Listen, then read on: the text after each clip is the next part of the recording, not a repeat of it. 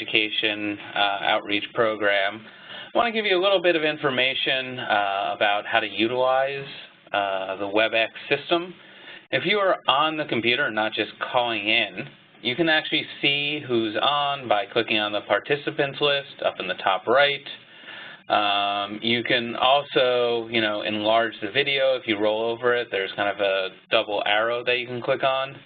And if you have questions that you want to ask during the webinar, you can click on the chat button and ask a question. Rob and I will be monitoring those questions and asking them as they come up.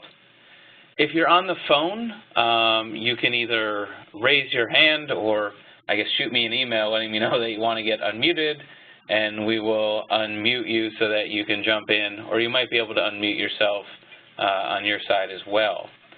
And just for folks who are new to STEMx, I want to provide you a little bit of information about who we are. So we're a consortium of over 21 statewide STEM education networks. Each one of our networks are really set up to provide a vision for STEM education across their state, and then provide services and support to make that vision a reality. And so if you're interested in learning more about what we do to bring those states together, to learn from each other, share best practices, and kind of harness the power of so many states coming together to improve STEM education, please let me know. As I failed to mention, we will be recording this. And so if you are going to be asking questions, just know that this will be recorded and then posted to our website for others to view. So if you're telling jokes, make sure they're funny. And then so what I'd like to do next is just give a little introduction to who we have on the call today. So we have Stephanie Johnson from Battelle, who manages our Army education outreach work and does a whole host of work for our Ohio STEM Learning Network. And so she helps coordinate all of our work across Ohio in STEM education. Representing AEOP within DC is Katia from the DC STEM Network and the Carnegie Academy for Science Education.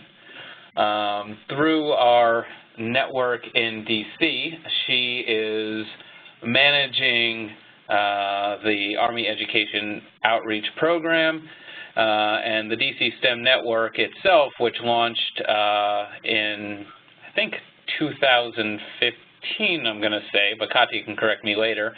And she's really leading all of the communications work and a lot of the outreach initiatives to broaden participation within DC for GEMS, eCyber Mission, Unite, and Reset programs.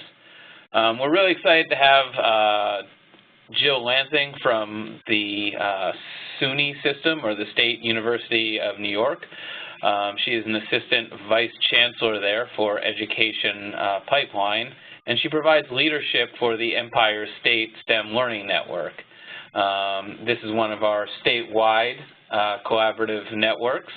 And, her work there with Battelle and the Army Education Outreach Program is really targeted at broadening participation in eCyber missions and all of AEOP's programs. Then we also have Dr. Sue Kane, who has served as the Executive Director of the Apple STEM Network for the last 2 years in Wenatchee, Washington, which I probably pronounced wrong. And, she has been teaching and mentoring undergraduate research scientists for the last decade or so and is helping to support the AEOP work there as well. And we're also joined by her colleague, Pete Phillips, who has over 18 years of experience in the classroom doing teacher professional development, working on technology program management, and a whole host of other education work for over 29 school districts. He's currently helping teachers make the shift to integrated technology in all subject areas. So we'll hear a little bit about how these programs are kind of rolling out in DC, New York, and Washington. But first, I wanted to start with an overview of Battelle's role and AEOP in general from Dr. Stephanie Johnson. Thank you, Mike. We are going to actually start with a poll. that Rob is going to open now. So the first question is, have you heard of the Army Educational Outreach Program, or AEOP? Oh my goodness, you're starting to answer. This is very exciting. I've never done a poll online before. Okay. What are we? So, about 2/3 of you, awesome, have heard of AEOP. The second question is, do you know students or teachers who have actually participated in a program in the AEOP portfolio?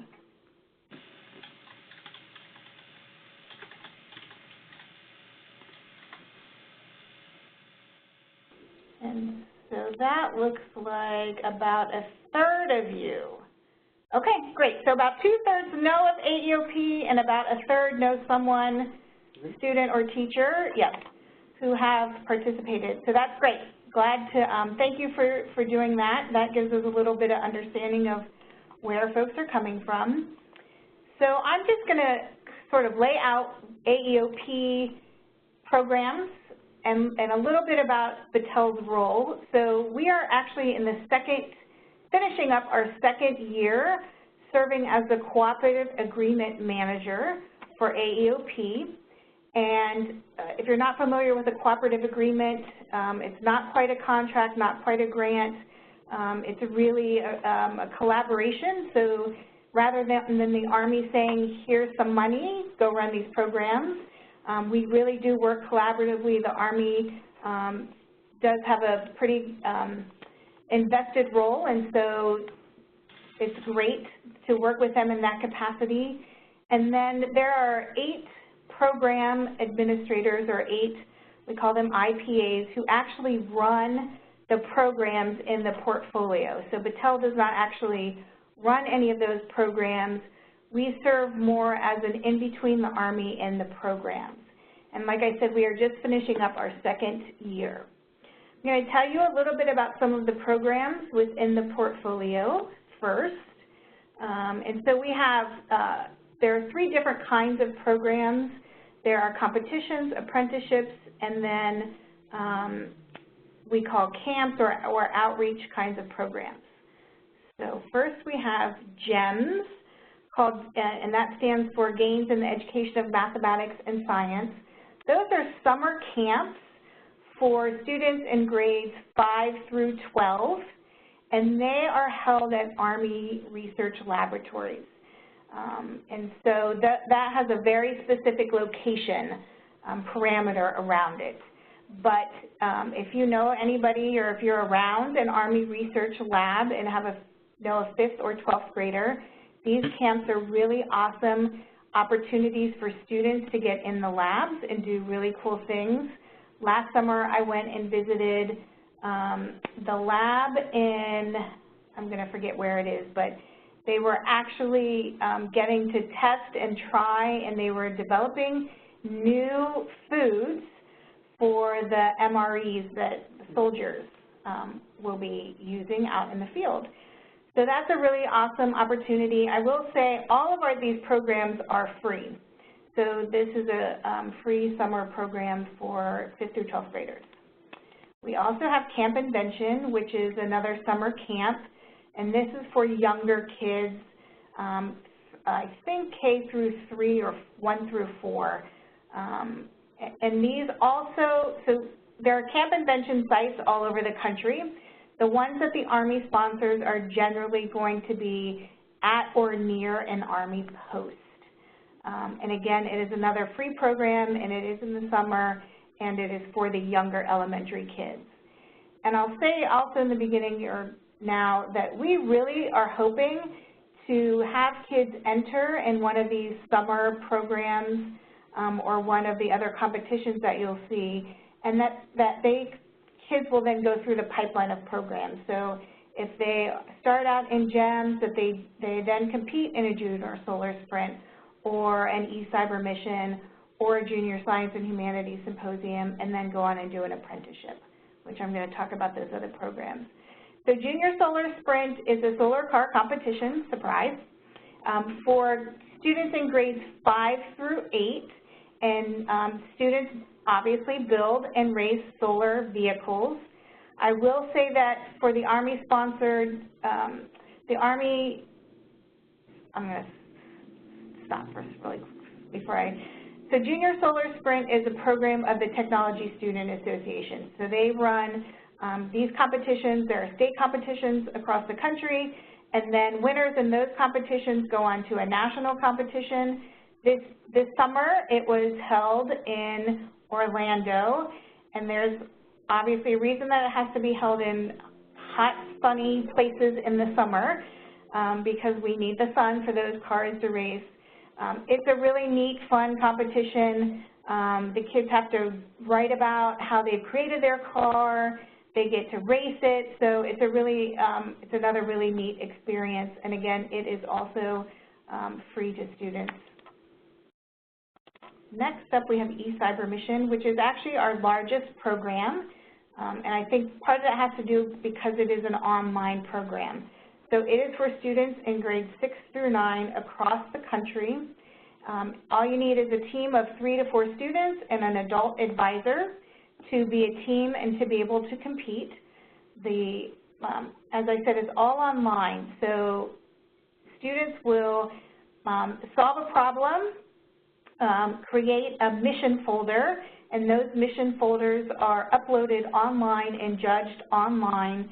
And then there are a couple of different rounds of competition. So there are some regional competitions, and then those winners go on to a national competition that is actually in person. The one thing I think that is really great about eCyber Mission is they provide so many resources that if a teacher wants to do this in their classroom, there's not a whole lot of extra planning that they would have to do. Really, the National Science Teachers Association, who manages eCyber Mission, has done a really great job of providing resources and support throughout the competition for teachers and students and advisors. Next is the Junior Science and Humanities Symposium, and this is the competition. It's a research competition that could potentially make you feel very humble because the students are really, really, really smart. There are, I think, 48 to 50 statewide Junior Science and Humanities Symposium competitions. So students apply to be able to present at their state competition in either an oral or a poster presentation. And then winners from the state competitions go on to a national competition and to win big prize scholarships. So it is also they're all actually really great programs. I have been and seen all of them and am just amazed at how smart kids are. Unite is a summer program for high school students. It is 4 to 6 weeks at a college campus, and it's really to help get kids interested and learn about STEM. Some of these places are residential programs, but they're at universities across the country. And I'm going to tell you a little bit about potentially how you could sign up and become a Unite site later in a minute. Reset is the one program that we sponsor for teachers. It is a fairly new program. We just finished the second year. It is run by Sally Purdue at Tennessee Tech University. It is an opportunity, it's a two-phase program, an opportunity for teachers to learn about research and about how to help their students conduct research and how to teach research to students. That's the first phase of it. The second phase is that a handful of those who participated in the first online phase are then selected to actually go to Army research labs and conduct research with a researcher at the lab over the summer, and it is a paid stipend position. So again, that's a new program, and if you're interested, we'll have a list up of who to contact for all of these opportunities after these few slides. And the final program is our apprenticeship programs, and we actually have 3 separate apprenticeship programs. One is called CAP and CQL, and they are acronyms for Summer Educational Apprenticeship Program and College Qualified Leaders. Those programs are in Army research labs. Students apply to those, the labs select them, they spend the summer doing an apprenticeship. Sometimes those apprenticeships can last throughout the school year. The second type of apprenticeship program is called HSAP and URAP, so High School Apprenticeship Program, Undergraduate Research Apprenticeship Program, and those can be at any university across the country. And again, they're paid summer apprenticeship programs with researchers. And then the final is REAP, and that's the Research Educational Apprenticeship Program, and that is just for high school students, and that can be at any university. I'm going to step back. The HSAP and URAP the university has to receive some sort of DoD funding to host students for that particular apprenticeship program. All of this information is on the AEOP website. So, and they're all free, as I said. And if you're interested in learning more about any of these programs, that information that may not be on the website, these are the program administrators and population served. Just a quick overview. Yep. So, when we took over the cooperative agreement for AEOP, one of the programs that the Army was interested in expanding was their strategic outreach program. And really what they're looking for is organizations that could partner with the consortium members and program administrators to increase participation, particularly by underserved, underrepresented students and military dependents in programs currently within the AEOP portfolio. So Battelle now manages a strategic outreach process where we have RFPs and RFIs and proposals. And again, the purpose is really to increase participation in programs already in the portfolio. We're not looking to add new programs. The focus, as I said, is on underserved, underrepresented students and military dependents. And nonprofits, institutes of higher ed, and schools and districts are eligible to apply. Just quickly, some of we have awarded 11 organizations funding over the last 2 years. One is at Bowling Green State University. They created a program. They've actually managed the state, Ohio's Junior Science and Humanities Symposium, and they created a program where they provided some training to teachers and students about how to conduct research, and provided some support for students to conduct research. And they had 44 students who actually presented posters at the Ohio Junior Science and Humanities Symposium. Stanford Research is in South Dakota, and so they created some workshops also for teachers across South Dakota, particularly to raise participation in e-cyber mission. And Harmony Public Schools is a charter school district in Texas, and they actually integrated Junior Solar Sprint and e-cyber mission throughout their curriculum. So they have a pretty large footprint in Texas, and so to have the majority of their middle school students working on JSS or e-cyber mission really helped increase the participation. So the next round of strategic outreach funding is up to $50,000 for 1 year. We will have another RFI released at the end of 2017 or early 2018. And then we review the requests for information and then invite organizations to submit full RFPs. And that is my not so very quick summary. Thanks so much, Dr. Johnson. It was great to kind of see the range of programs that are underneath the umbrella of the AEOP.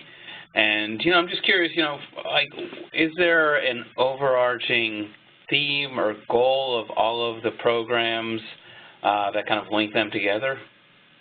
Yeah, so the Army is really interested in developing the next generation of scientists and researchers, And so they really want to just spread the word about STEM and get kids excited and interested in STEM.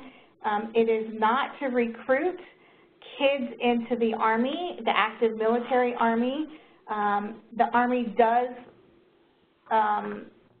employ thousands and thousands of STEM researchers.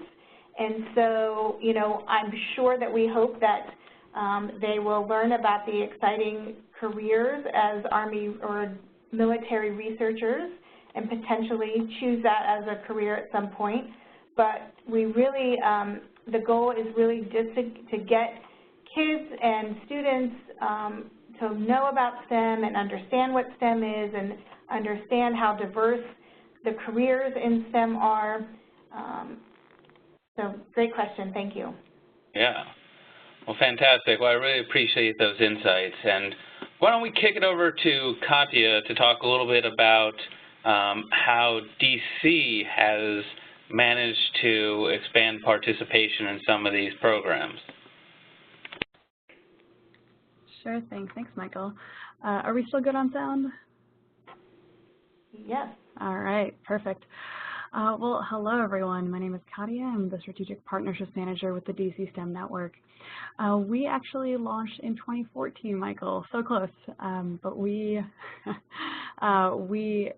formally launched in 2015, but we actually launched in 2014, so it was a tricky question.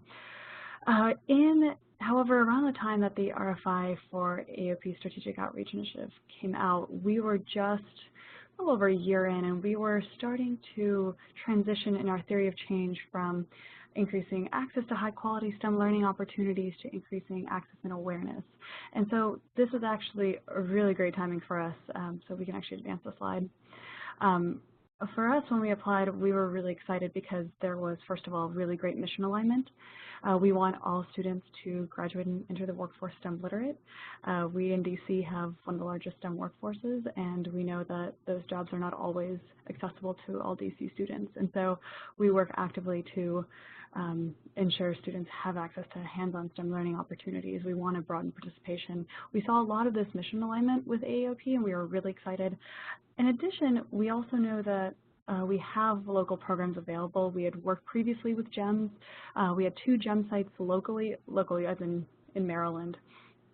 And of course, we had eCyber missions that was a virtual opportunity, and a few other programs, and then Unite locally at Howard University. And so we were really eager to help promote hands-on STEM learning opportunities to DC students. And for AEOP, it was a really great, it seems, alignment because we were, it was well matched. We can go on to the next slide. Perfect. So we, in our goal of increasing awareness of AEOP programs, we had a 3-pronged approach. We started a new program called Network Ambassadors, in which we trained community connectors, think folks in the community who are already the person you would talk to if you're looking for a resource. Let's say that you're looking for a summer camp, and you could go online and search for hours. I've done it.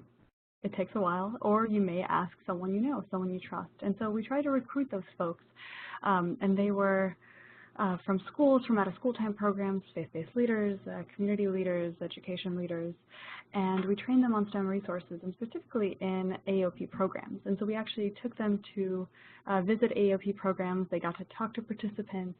They were able to capture that experience and relate it to folks in their communities. So we were really excited about this program launching, actually. It was a way of disseminating information on a human level, and we found that to be really critical in this project. We also continued our work with, sorry, Rob. So many slides.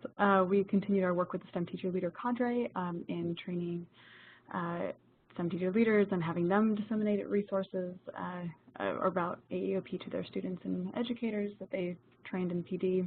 And finally, we do extensive communications and partner outreach. And so we, throughout that year, did extensive partnership building on behalf of AEOP partners. And so we connected them with schools, with out-of-school time programs, with partners who had access to other students and families and educators, and we can advance.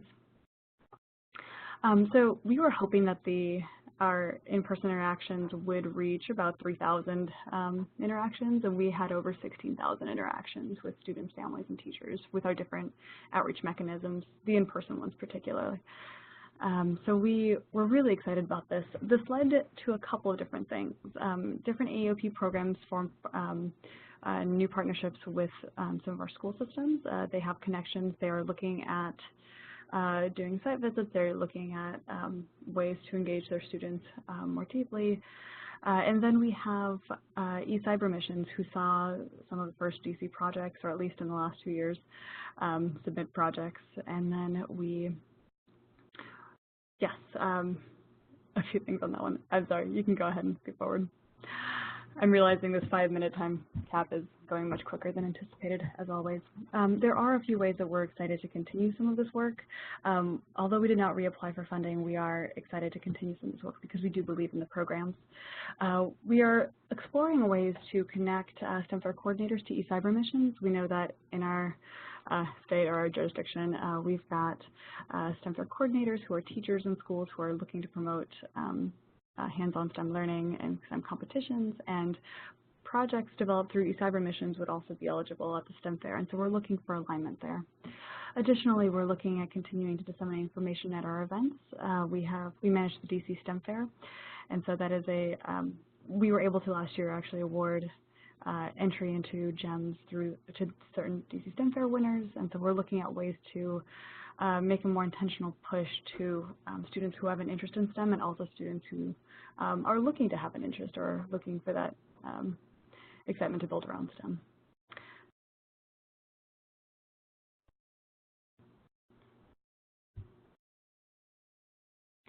And I think we are good. Thank you, Stephanie, and then thank you, Michael. Yeah, thanks so much for providing that perspective on, what you've been able to do with the program and who's being served. I'm curious from your end, were there any kind of unexpected outcomes that you saw that have been beneficial for DC, being involved in these programs? Yeah, I think any time that students, families, partners who work with students and families learn about new opportunities, they're more excited to do more on their own. And so there's a lot of buzz over, the ambassadors who went to visit the AEOP programs came back so energized about they went to the final presentation day for GEMS. And they were so excited to see the final presentations. They came back and they're like, we need to get a program locally. And I'm like, okay, well, maybe we can just start by getting students to that program. But they really rallied behind getting students into the program. We're seeing a lot more excitement. I mean, just really like seeing this in action and seeing DC students participate just really made it real for them, I think. That's fantastic. Well, thanks so much for sharing. As other folks have questions, please feel free to, post them in the chat window or, let us know that you want to chime in.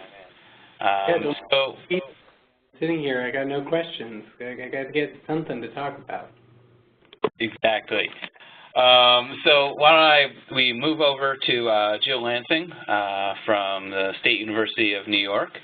To tell us a little bit about how they've been using AEOP to broaden access to STEM education.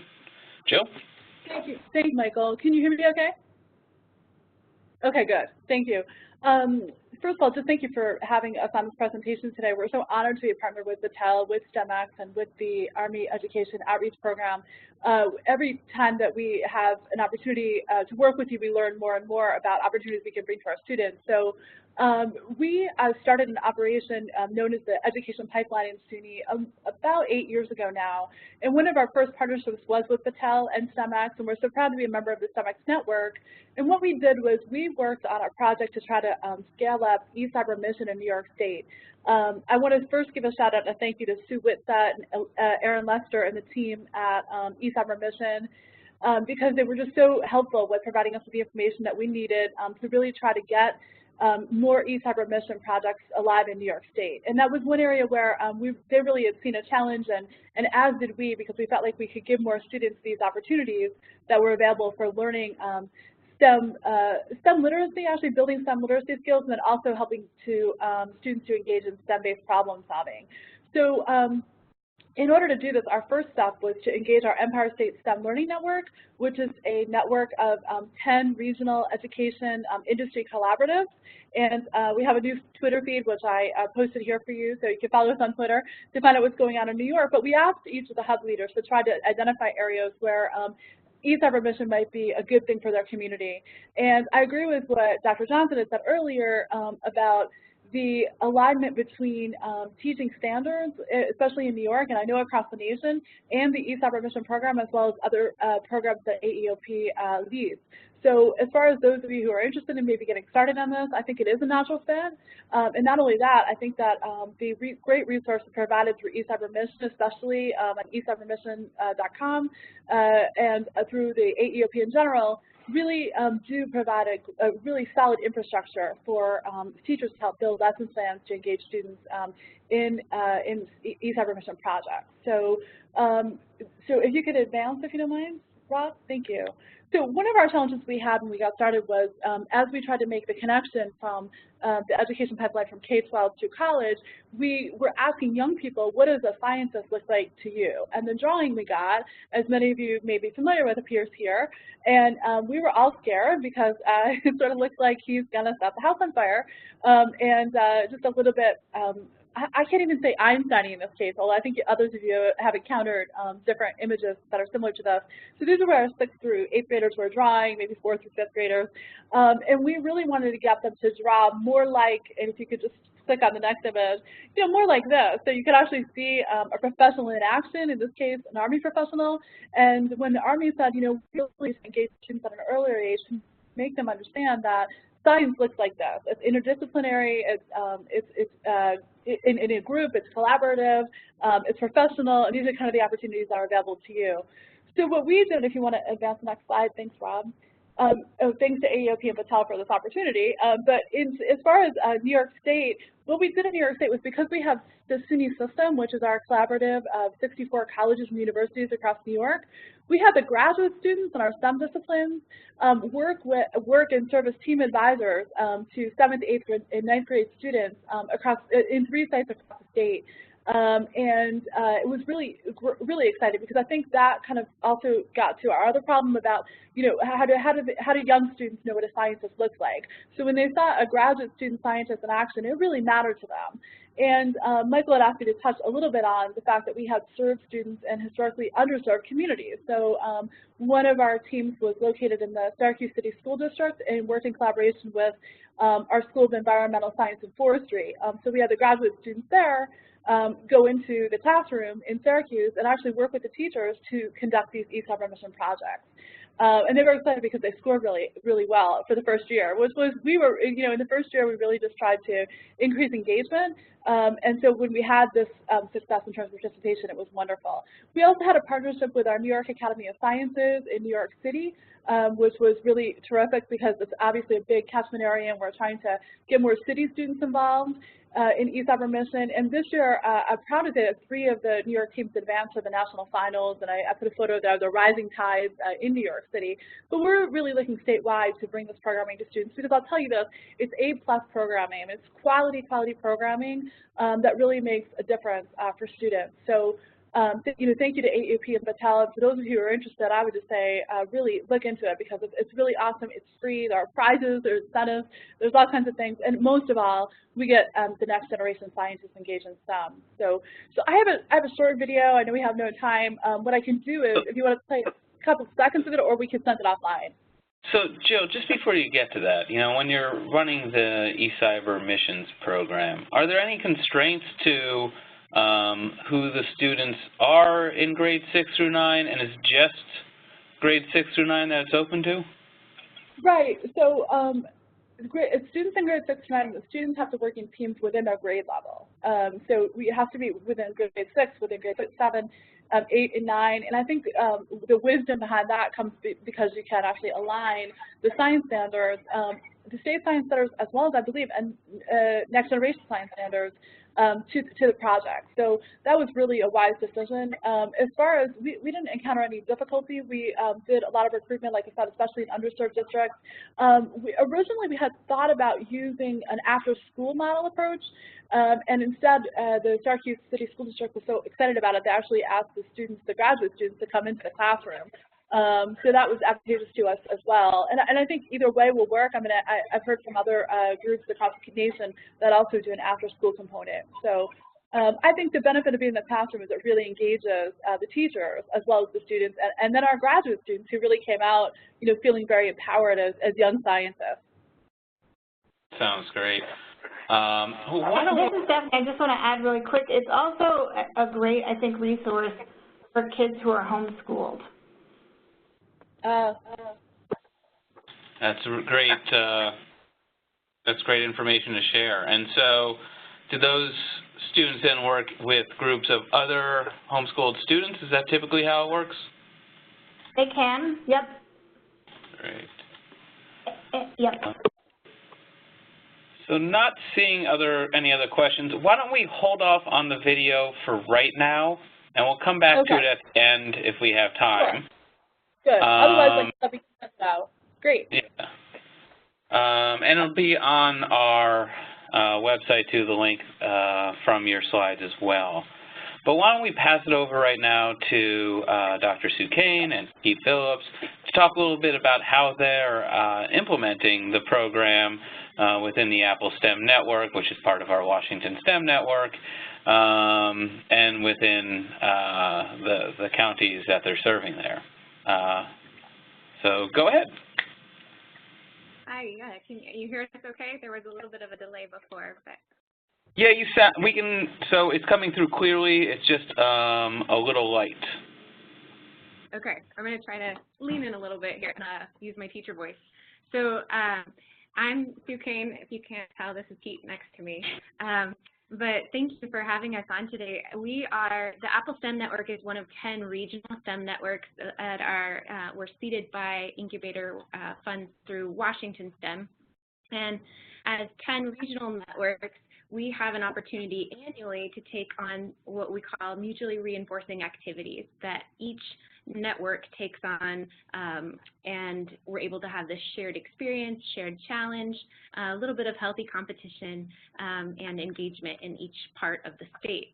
And so of the 10 STEM networks, 5 of them were challenged with an Army educational outreach program.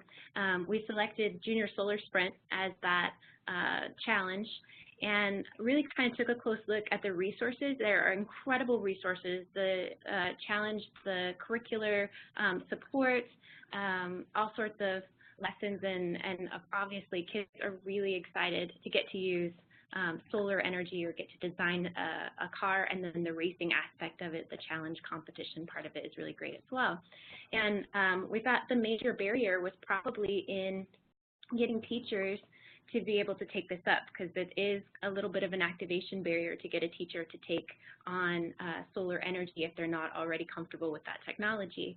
And so at Washington STEM, as an organization, agreed to kind of set up teacher trainings with each network that decided to take this on as a mutually reinforcing activity. And they called our friends at North Central Educational Service District, and this is where Pete is at, to put together a teacher training to provide a kind of a, they call them a STEM cafe, but what it is a teacher training with a dinner with enough time that they can actually unpack and get into a little bit of the curriculum and engage with each other and connect with other teachers. And then they have a point of reference for being able to follow up with questions as well. And so they partnered with the North Central Educational Service District to then go throughout the entire state of Washington with those networks and do these STEM cafes with different teachers, which is kind of where Pete came in on this. Yeah, sure. So our state is broken up geographically into regions with 9 educational service districts. You probably call them, in other states, they're called BOCES or ASAs or ASDs or something like that. So we kind of had a leg up with the relationships and the locations of these regional STEM networks to get our foot in the door and promote this JSS training. And one of the great things that fits for us as an educational service district in partnering with the Army and with Washington STEM and then our local Apple STEM network is just the integration of this project. It allowed teachers to take advantage of Junior Solar Sprint, but also to integrate, like Sue talked about, all the other facets that come into play when you talk about solar energy, specifically around a car at the middle school level with gears and ratios and friction and momentum and all of those things. So it worked out to be a great partnership for our school districts and the teachers that participated around the state. Yeah, so if you advance the slide, we can show you that when we first put together this teacher training here in our region, we're in North Central Washington. So when you picture Washington, oftentimes people picture Seattle or the metropolitan areas. North Central Washington is a little bit more rural. Oh, sorry, we're out of order. We need one more slide, please. We're a little bit more rural. So we are, where you see the state of Washington, where you see the gold star, that is Wenatchee, and that's where the Apple STEM network is actually located. It's the Apple capital, so we're being very cheeky with our STEM name. A lot of the STEM jobs around here are in agriculture. But the gold star there in the center of the state is where we are, and then the 4 red stars are the other networks that took on the Junior Solar Sprint this last year in terms of the STEM teacher cafes. And so here, the story that kind of makes this neat is that as a regional STEM network, we have some partners that are very supportive of STEM education, and what we were able to do is take the initial investment from the mutually reinforcing activities that Washington STEM had set up with AEOP and leverage additional community resources as well. So here, the Apple STEM network has some partners with the North Central Educational Service District, but we also have partners with like the local School Retirees Association. And so what we did locally was we were able to support teachers that were going to take on this technology.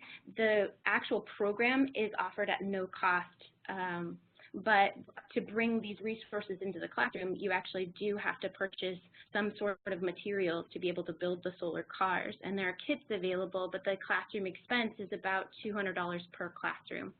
And so locally, our Retired Teachers Association, the Chelan Douglas School Retirees Association, heard about the Junior Solar Sprint mission and the training that would be taking place.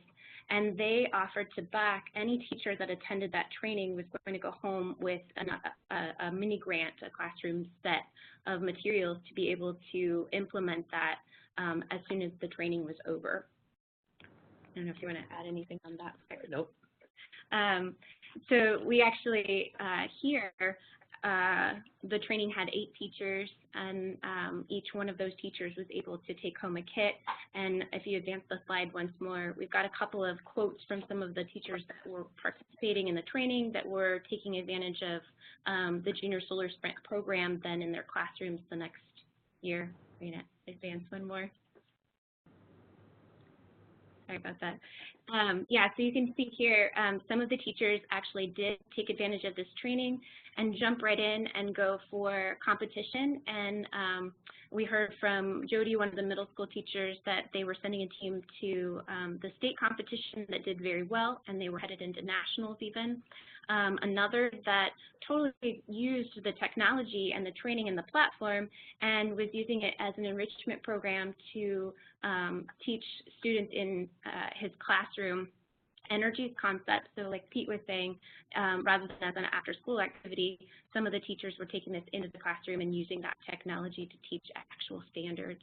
And then some of them were just using it for the intended after-school kind of technology club and getting kids active in STEM. So all of these were great outcomes.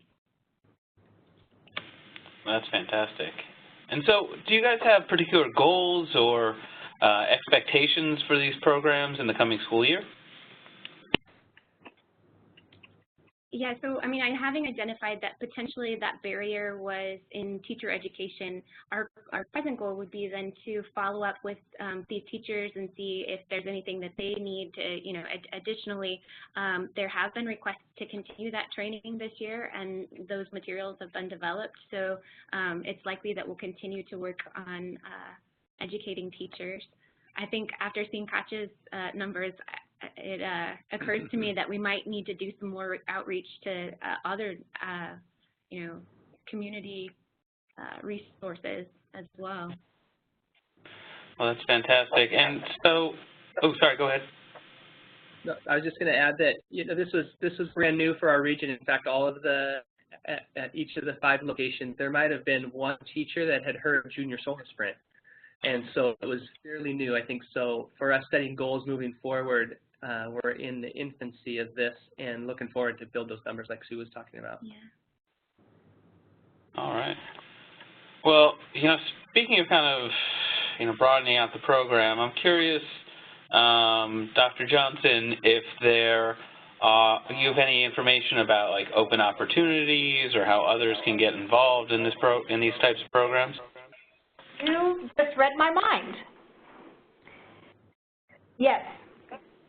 Currently, and this is a really quick timeline, so I apologize for that, but REAP, which is one of our apprenticeship programs that can be held at any university, currently has an RFP out for sites for summer of 2018, and that is actually due on Friday.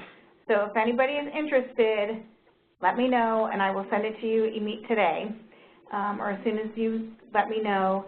And Unite will have an RFP out, I imagine, in the next month or so, and they will also be looking for host sites for Unite, which is the summer kind of bridge program, 4 to 6 weeks at universities.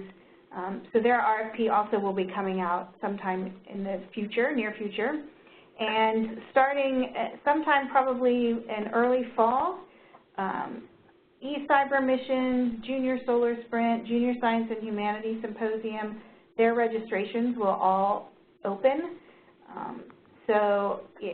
And students do have to register through our online registration system, but they are coming up, so it's a great time, especially as teachers are going back to school. I know lots of teachers use eCyber Mission if they're doing design challenges in their classrooms, and Junior Solar Sprint also, or for after-school programs, so it's a great time because the program registrations will be opening very soon. And I think I've, well, Stephanie's chatting here, found the REAP RFP for you, but we'll go ahead and put her email in chat as well for those upcoming ones. Quick work, Rob Evans. Awesome.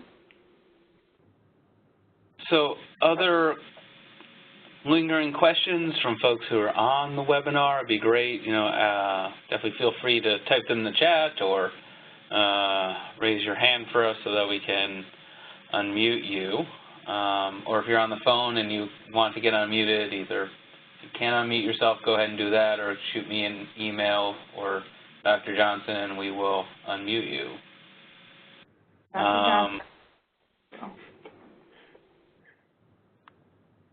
So, Rob, maybe since we have some time here while we're waiting for questions to come in, we could go back and actually show the video. Would that be possible? Yeah, I believe so. Let's see what happens when I click this.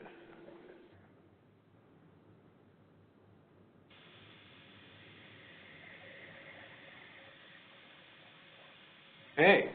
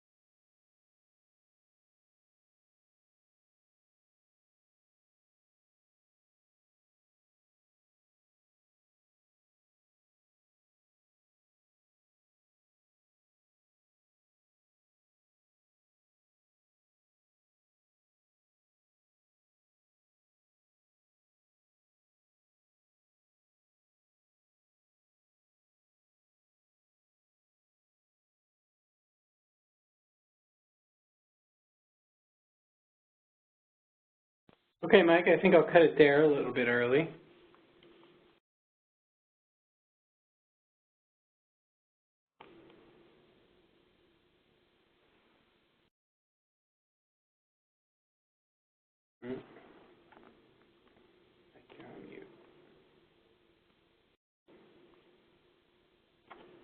Oh, and I see that we had one of our colleagues from Project Lead the Way had a question about potentially partnering and provide contact information too. Dr. Johnson, is that something that you can follow up with, or is that something we should, or how do you think we can handle that type of potential connection? Yes, I will follow up. All right. So, not seeing any other questions, and I see we're down to about 5 minutes here. You know, what I want to do is just really stress, you know, how interesting and kind of big opportunity these programs are to engage students from a wide range of grade spans and, you know, from a wide range of backgrounds in STEM opportunities. We're really hopeful that we can continue to broaden participation across the country and hopefully bring in other networks to be direct partners. So definitely, you know, keep an eye out for the next RFI that we'll put out, and follow up with us if you have questions about what's going on in your state or neighboring states or the folks who are talking here today. We'd love to be able to provide you with more information. And, you know, I really want to thank all of our presenters. It's great to have a perspective and kind of examples of what's going on across our STEMx networks. And it's great to have the leadership of Dr. Johnson really ushering this forward and finding great partners for Battelle to work with. And so, you know, we're really excited to continue forward with the AEOP work and look forward to connecting with you about it. For the folks who are on the call, I just want to let you know that, you know, our next webinar will be on the 13th of next month, at a similar time, 4 p.m. Eastern. And we'll be focusing in on a few different mentoring platforms and systems that states have put together as potential examples and ways for other states to develop similar systems to help teachers, students, industry professionals connect and provide opportunities to teachers and students to have mentoring or internship opportunities. So I'm hoping you'll all be able to join us for that. And these slides and the webinar itself will be posted on our website, which is stemx.us.